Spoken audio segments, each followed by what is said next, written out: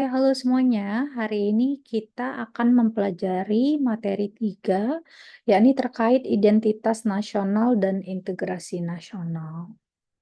Sebelumnya, kita harus mengetahui apa sih tujuan pembelajaran pada materi 3 ini, yakni yang pertama, mengetahui dan menjelaskan elemen identitas nasional, kemudian menguraikan proses terbentuknya identitas nasional, kemudian menganalisis faktor pendorong dan penghambat integrasi nasional, dan menjelaskan pentingnya persatuan dalam negara multikultural.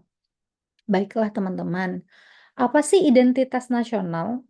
Identitas nasional adalah jati diri kolektif suatu bangsa yang membedakannya dari bangsa lain. Jadi ini merupakan identitas kita sebagai warga negara Indonesia. Selanjutnya, bagaimana terkait unsur-unsur identitas nasional itu apa saja sih? Yakni yang pertama ideologi, tentunya Pancasila, kemudian konstitusi, Undang-Undang Dasar 1945, kemudian simbol negara, suku bangsa dan budaya, maupun sejarah perjuangan. Jadi beberapa hal ini merupakan unsur-unsur identitas nasional. Terkait integrasi nasional, tentunya kita juga harus mengetahui integrasi nasional. Namun dalam hal ini terdapat proses pembentukan identitas nasional. Apa saja? Yang pertama faktor historis, kemudian faktor geografis, kemudian faktor sosial budaya, dan faktor politik. Dalam hal ini, ketika kita mempelajari identitas nasional, ini pada dasarnya saling berkaitan dengan integrasi nasional. Di sini, apa sih integrasi nasional? Integrasi nasional adalah proses penyatuan kelompok sosial menjadi satu kesatuan bangsa.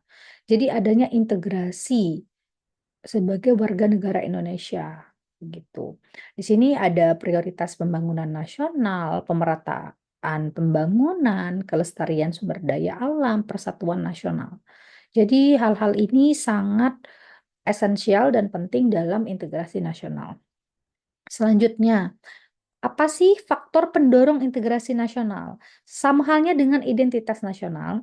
Jadi integrasi nasional ini juga memiliki faktor pendorong. Yang pertama, tentunya landasan Pancasila, kemudian bahasa Indonesia, kita memiliki bahasa yang sama, ya ini bahasa Indonesia, kemudian kita juga memiliki persamaan sejarah dan keinginan untuk bersatu. Jadi hal ini sangat penting diketahui dalam integrasi nasional. Wawasan kebangsaan, toleransi, kebinekaan, integrasi, dan gotong royong. Selanjutnya, di sini ada faktor penghambat integrasi nasional. Selain faktor pendukung, ada faktor penghambat. Jadi ada beberapa hal yang menjadi tantangan dalam integrasi nasional. Apa saja? Yang pertama, ketimpangan pembangunan. Jadi ketika pembangunan itu tidak merata, itu akan menghambat integrasi nasional. Kemudian konflik identitas, kemudian politik identitas, dan disintegrasi digital. Baiklah teman-teman, setelah kita mengetahui hambatan maupun tantangan yang mungkin akan terjadi pada integrasi nasional, di sini ada beberapa hal yang menjadi strategi penguatan integrasi, yaitu pentingnya pendidikan multikultural, kemudian pemerataan pembangunan maupun civic empowerment. Dalam hal ini, mata kuliah pendidikan kewarganegaraan ini memang penting untuk diterapkan pada pendidikan tinggi karena ini juga merupakan salah satu strategi dalam penguatan integrasi nasional. Begitulah teman-teman, materi kita terkait identitas nasional dan integrasi nasional. Lantas, keberagaman adalah kekuatan, integrasi adalah jembatannya. Terima kasih semuanya.